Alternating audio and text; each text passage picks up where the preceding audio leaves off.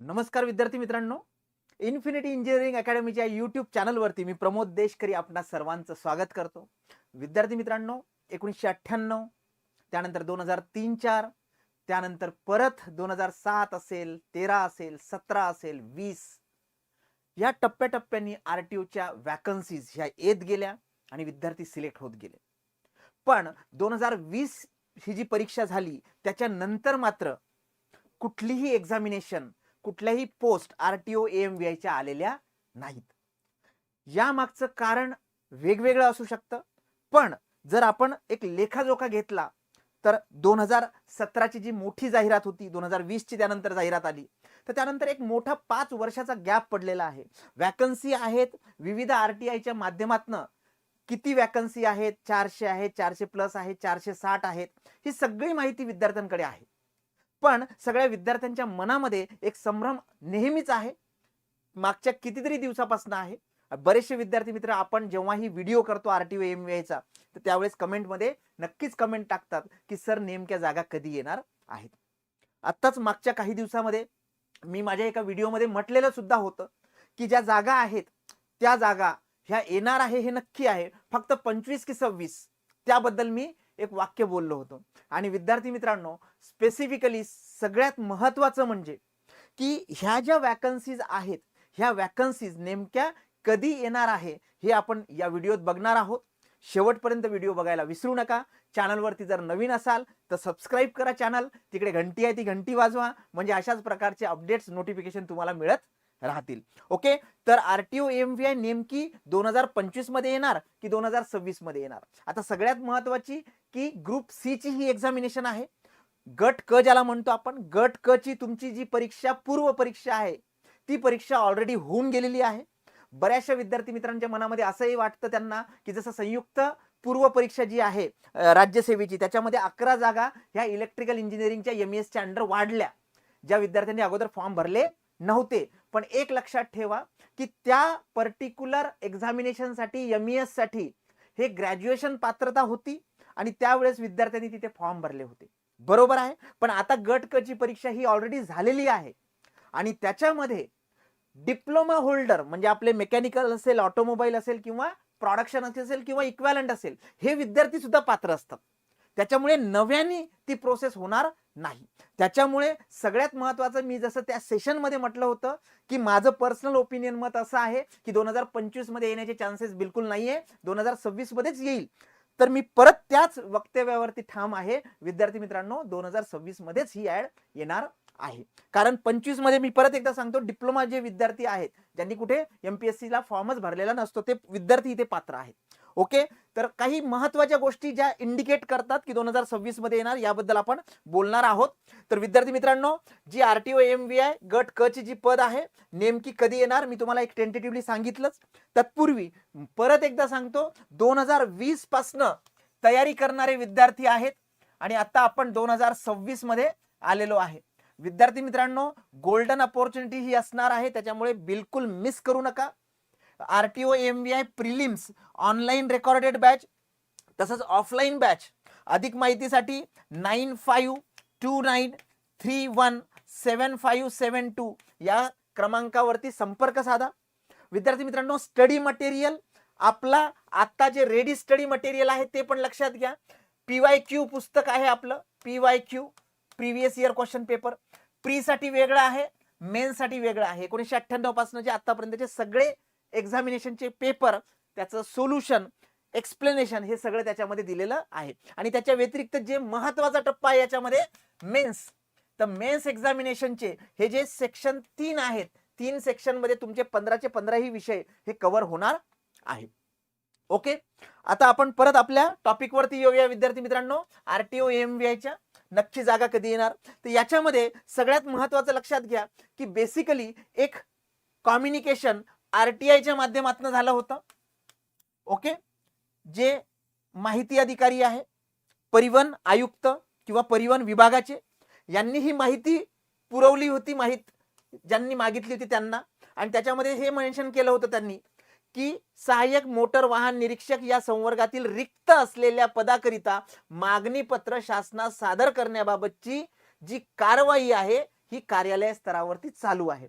म्हणजे मागणी पत्राची ती जी तयारी आहे ती चालू आहे असं ह्या पत्रामध्ये म्हटलेलं होतं. हे साधारणतः जून 2025 मधलं पत्र होतं. त्याच्या नंतर सुद्धा माहितीच्या अधिकाराखाली ज्या काही गोष्टी हायलाईट झाल्या त्या आपण लक्षात घ्या. ही सप्टेंबर 2025 ची इन्फॉर्मेशन आहे. याच्यामध्ये विषयामध्ये मेन्शन करतानाच महाराष्ट्र गट क सेवा संयुक्त परीक्षा 2026 मधील सहाय्यक मोटर वाहन निरीक्षक संवर्गाचे मागणी पत्र पाठवण्याबाबत याच्यात मेन्शन करतानाच त्यांनी परीक्षा जे इयर म्हटलेलं आहे ते 2026 म्हटलेलं आहे. मी परत एकदा सांगतो की ऑलरेडी 2025 ची जी गट क ची पूर्व परीक्षा आहे ती झालेली आहे. डिप्लोमाचे विद्यार्थी इथे पात्र असतात, बरोबर आहे. त्या अनुषंगाने त्याच्यामध्ये ऍड होण्याचे चान्सेस आता मावळलेले आहेत. हे मी माझ्या मागच्या व्हिडिओमध्ये सांगितलेलं होतं. हे जे पत्र आहे हे पत्र गृह विभागाला गेलेलं आहे, कारण गृह विभाग MPSC आयोगाकडनं हे सगळी प्रोसेस कंप्लीट करून घेईल. आणि हे पत्र याच्यामध्येच मेन्शन आहे की गट क ची 2026 मधले ते पद बोलतायत ते पदाबद्दल, बरोबर आहे. बरं, एकूण किती पद आहेत हे सुद्धा तपशील याच्यामध्ये दिलेला आहे.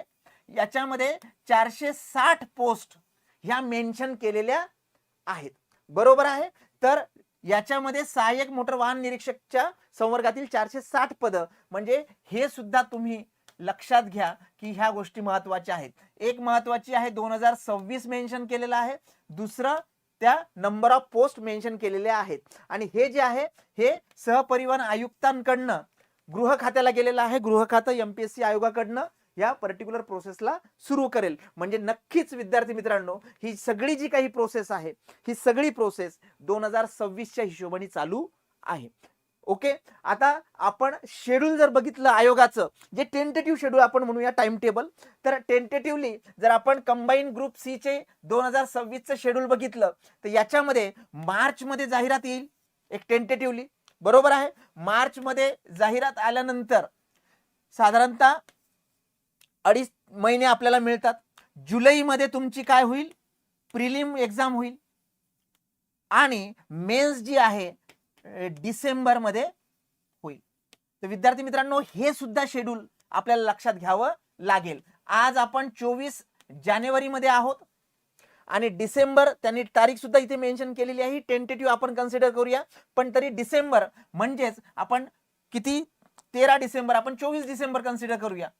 तर साधारणतः एवढं ड्युरेशन आपल्याकडे आहे.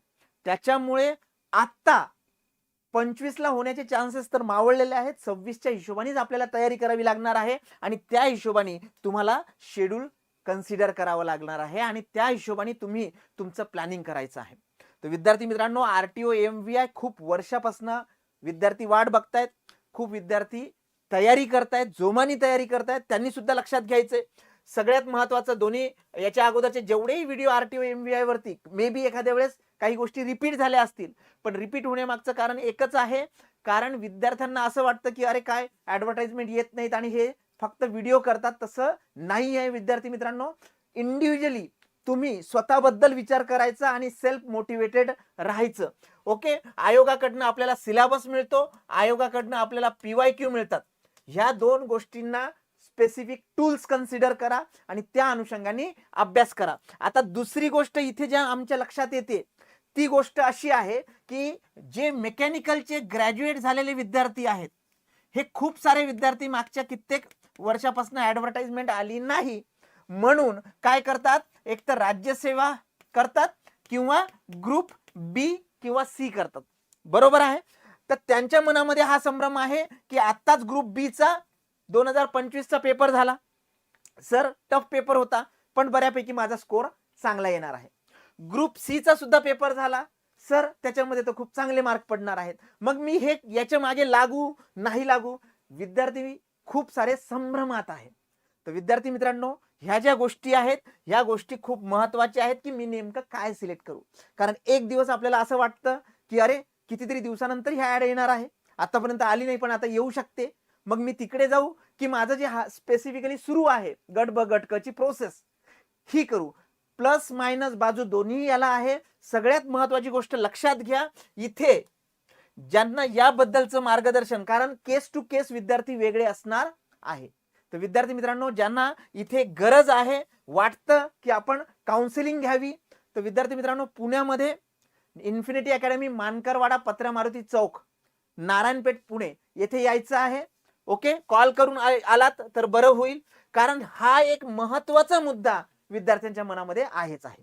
ओके, तर आपली एक्सपर्ट टीम सागर सोनवणे सर असतील, मी असेल, ओके, आपले director sir Girish Khedkar sir आहेत, ते सगळे तुम्हाला मार्गदर्शन याच्यामध्ये करतील.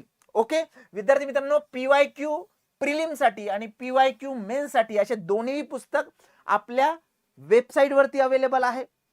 त्या वेबसाईट वरती तुम्ही जाऊन या पुस्तकाच्या सॅम्पल PDF सुद्धा डिस्क्रिप्शन सेक्शन मध्ये बघू शकता.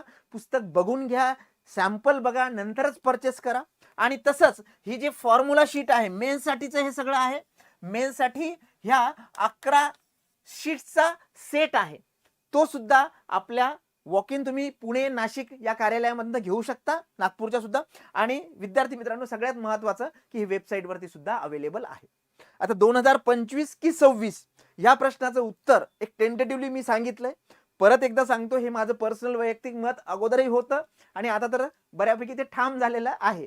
आपण तयारी करायची आहे पुढच्या 11 महिन्याची. खूप वर्षापासून आपण वाट बघत होतो, खूप चांगली संधी येणार आहे आणि त्या संधीचं सोनं करायचं असेल तर आजपासून सुरुवात करावी लागेल. तुम्ही जर चॅनलवरती नवीन असाल तर सबस्क्राईब करा. नमस्कार, मी प्रमोद देशकरी.